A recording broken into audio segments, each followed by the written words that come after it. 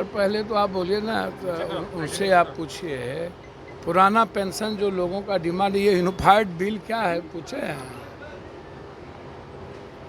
कौन percentage dust होगा, कितना काम करेगा, जितना काम करेगा। पुराना पेंशन कुछ और है। पुराने पेंशन पर न सवाल है भाई, कर्मचारी। अच्छा, ये पुराने कर्मचारी से लेके सबका सवाल है। तो यूनिफाइड पेंशन तो समझिए कि इस सरकार की सबसे मतलब बकवास निर्णय है। यह कर्मचारी को मजदूर बनाने वाला निर्णय है। बिल्कुल कृपा आप करेंगे, मतलब सारे बेईमानी शैतानी को ढकने के लिए आपने हर मुद्दे में कॉरपोरेट को बेनिफिट और कॉरपोरेट सिस्टम को लाना। ये कर्मचारी के लिए कोई यूनिफाइड पेंशन नहीं है। इस पेंशन का कोई औचित्य नहीं है और ये 10% भी लाभान्वित नहीं होंगे। ये बिल्कुल हर तरह का कानून ही इनका बिल्कुल इस देश में आम आदमी के हित में नहीं होता। ये कर्मचारी विरोधी तो सब दिन से हैं। नौकरी पेशा ही अब ये ख़त्म कर दिए हैं। तो पुराना कर्मचारी की बात तो इन्होंने की नहीं। अग्निवीर आप उठा के देख लीजिए तो नौकरी पेशा वाले, अच्छा बैंकिंग की बहाली होती नहीं है, रेलवे की बहाली होती नहीं है, न्यू नौकरी कोई है नहीं।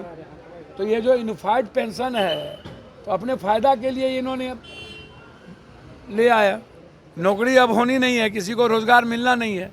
अब प्राइवेट नौकरी की बात आप कर रहे हैं। पुराना पेंशन कुछ और था और अब अभी निजी प्राइवेट पेंशन में भी जो आप बात हो रही है, तो ये प्राइवेट पेंशन, प्राइवेट जो रोज़गार की बात कर रहे हैं, किसकी बात कर रहे हैं? कौन है उसमें?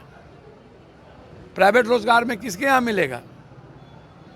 आप उठा के देखिए ना, कॉरपोरेट के यहाँ है ना।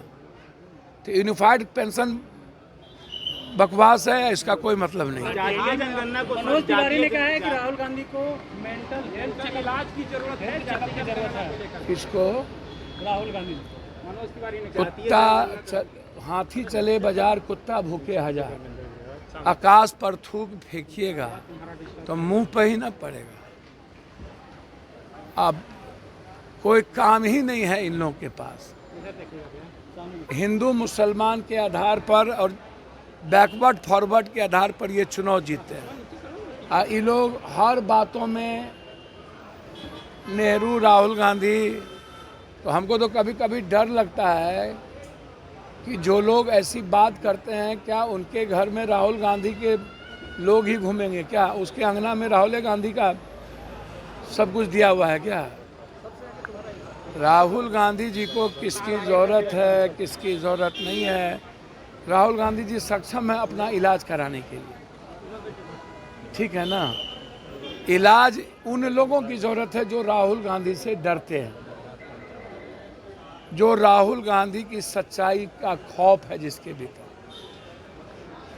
और हम नेक सलाह देंगे, राहुल गांधी या नेहरू परिवार को गरियाने से बेहतर है 10 साल में और तीसरे बार जनता जो आपको मौका दी है उसमें आप विशेष राज्य विशेष पैकेज के लिए लड़िए।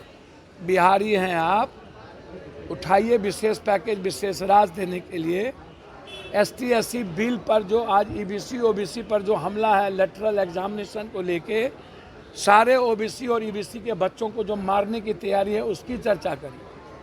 और एक तो पहले ही OBC को क्रीमी लेयर में आपने झगड़ा लगा के मार दिया। अब ST SC में क्रीमी लेयर ला करके आप ST SC को ख़त्म करना चाहते हैं। तो आप जो लगातार आदिवासी, दलित, EBC OBC के बच्चों और जीनियस बच्चों को की ज़िंदगी पर लेटरल एग्जामिनेशन को लेके ख़त्म करना और अध्यादेश नहीं ला रहे। 67% जो आरक्षण इस सदन ने लाया था, नीतीश कुमार जी एंड गवर्नमेंट, तो हम जानना चाहेंगे उस पर अध्यादेश क्यों नहीं आया। और जाति जनगणना नीतीश कुमार जी भी थे, तो जाति जनगणना में जब नीतीश कुमार जी खुद ही करवाए तो इलाज की जरूरत पहले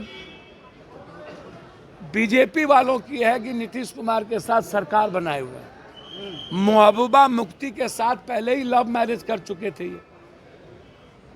और आज राहुल गांधी जी या कांग्रेस लोकतांत्रिक मूल्यों पर, कब महबूबा अलगाववादी के साथ बीजेपी जो गाली देता था, तो पहले ही बीजेपी ने शादी लव मैरिज करके फिर तलाक ले लिया।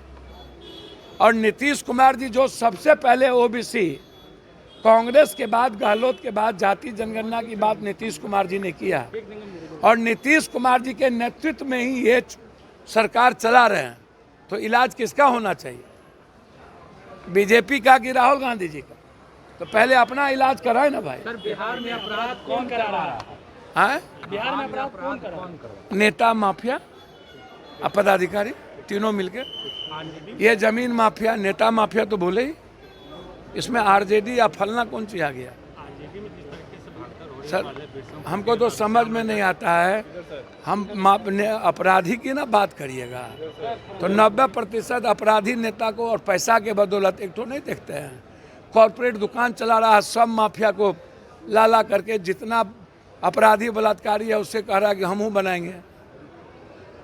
तो आप देख नहीं रहे हैं। कल हम गए हाजीपुर, दोनों बच्चे का मर्डर हुआ, उसमें कह दिया बेटा इसका मोहब्बत करता था इसलिए गोली मार दिया। तो मोहब्बत करने को आप क्या मतलब, कोई मोहब्बत कर रहा है इसलिए गोली मार दिया जाए? ये जस्टिफाई है? आप हमको बताइए ना। अब बेटा यदि किसी से मोहब्बत किया तो बाप को गोली मारिएगा, और वो भी जस्टिफाई है? और एक लड़का जो 18 साल जिसको आप गोली मारे हाजीपुर में, उसको भी आपने कह दिया ये मोहब्बत है। मतलब मोहब्बत